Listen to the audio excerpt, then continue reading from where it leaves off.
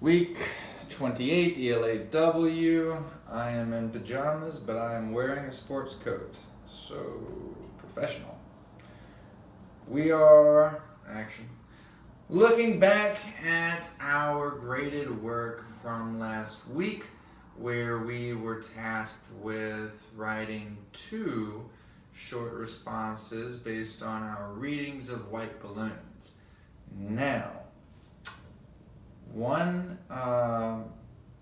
quick issue that we had with the class last week is that most of us didn't finish both prompts.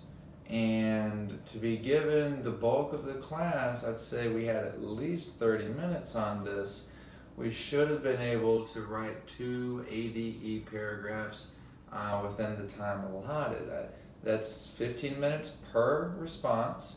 And yet a lot of us didn't get finished, didn't make it all the way through the second response. So we'll look at the first, we'll look at our comments, and then have a discussion about what the expectation was for the paragraph. So go ahead now and take a look at your comments, and then we will discuss what you found. Go.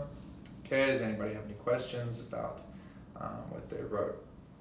Let's go over what the expectation was for the paragraph.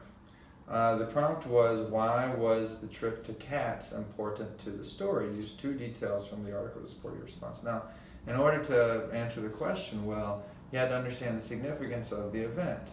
Who went to Cats? Joe Martini, as well as Doris, Yolanda, and Arturo, who was obviously very noticeably absent from the trip to Cats. Rick. So what does that tell us? Rick has died, or that Rick is dying. Now that's the significance of the trip to Cats. If you hinted at Rick's death, if you talked about how he wasn't there, if you talked about how this was his idea, but that he didn't make it, that Joe Martini didn't mention it, but that he didn't have to, if you used details from what Doris said in that instance, then that was great. But some of us missed the point. And that gets us back to this notion that in order to do well in the writing, you need to do more than just be a good writer. You need to do more than just follow ADE structure. It's really about understanding the text. Now, we read as a class, and we annotated as a class, and we discussed as a class. If there was a moment in the reading where you became lost, it was incumbent upon you to raise that question and to say, hey, wait a second, what's Cats? We talked about it, after all, that it was the matinee show, that it was Rick's idea, and so they go.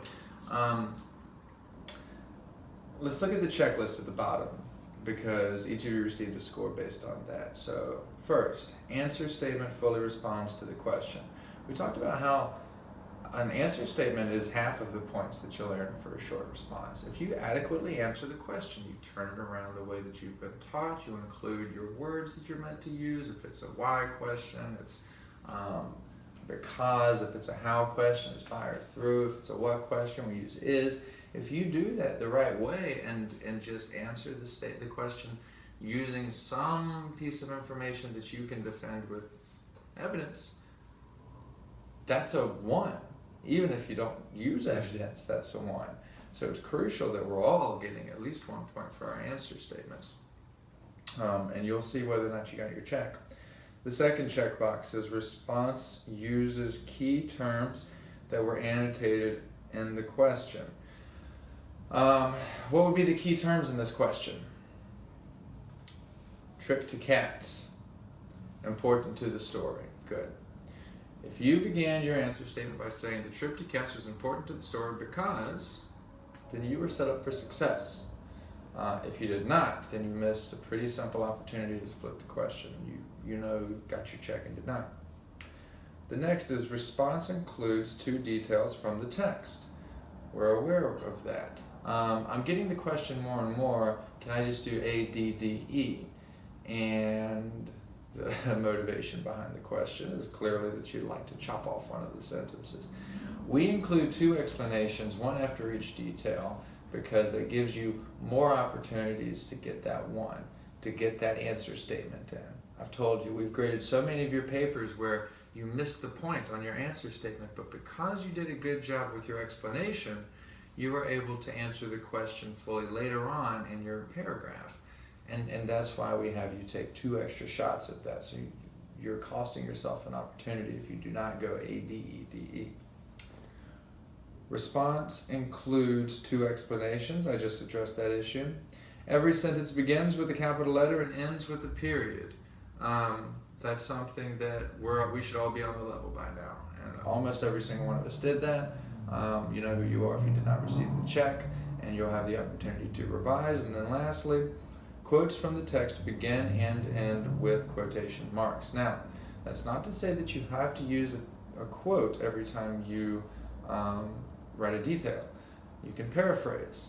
I encourage you to look for quotes, but if you are trying to use evidence that it's not easily quotable, then you can just sort of like recall, like, this is what happened in your own words. Make sure you know what you're talking about. But in those quotes that you steal or that you borrow, make sure that you're using correct punctuation.